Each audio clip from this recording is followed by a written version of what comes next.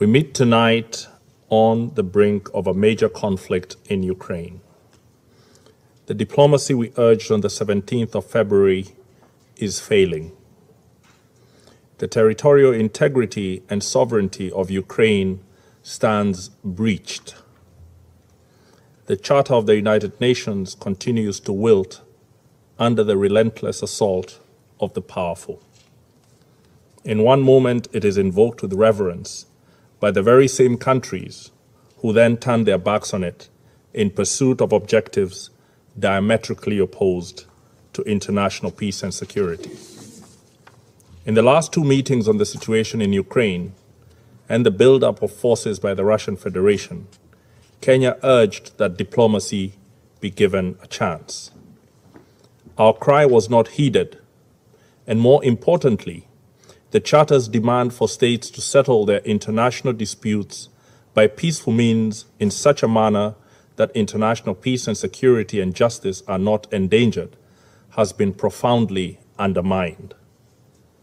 Today, the threat or use of force against the territorial integrity and political independence of Ukraine has been effected.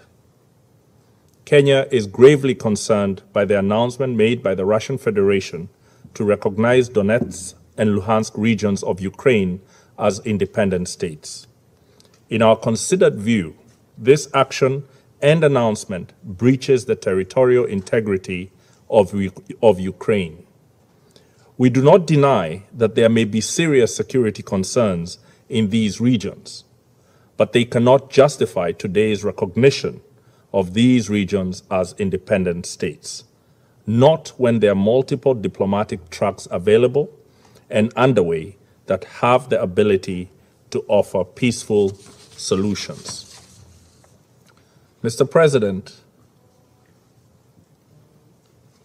this situation echoes our history. Kenya and almost every African country was birthed by the ending of empire. Our borders were not of our own drawing.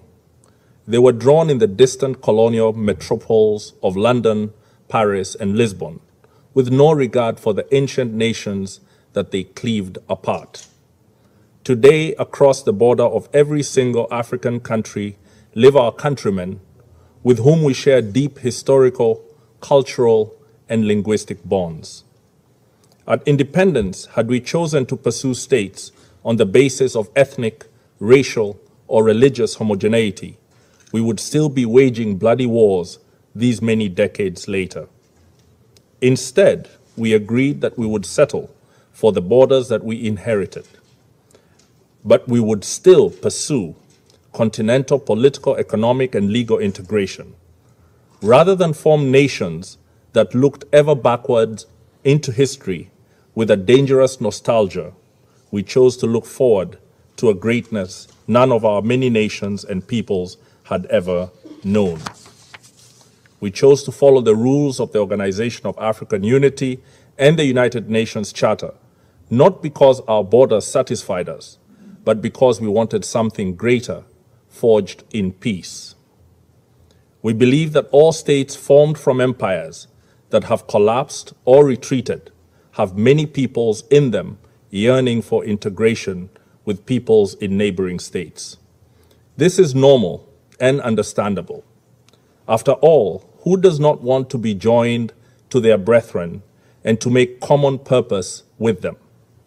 However, Kenya rejects such a yearning from being pursued by force. We must complete our recovery from the embers of dead empires in a way that does not plunge us back into new forms of domination and oppression.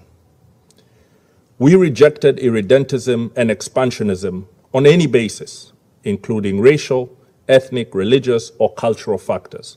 We reject it again today. Kenya registers its strong concern and opposition to the recognition of Donetsk and Luhansk as independent states. We further strongly condemn the trend in the last few decades of powerful states, including members of this Security Council, breaching international law with little regard. Multilateralism lies on its deathbed tonight. It has been assaulted today as it has been by other powerful states in the recent past. We call on all members to rally behind the Secretary General in asking him to rally us all to the standard that defends multilateralism. We also call on him to bring his good offices to bear to help the concerned parties resolve this situation by peaceful means. Let me conclude, Mr. President, by reaffirming Kenya's respect for the territorial integrity of Ukraine within its internationally recognized borders. Thank you.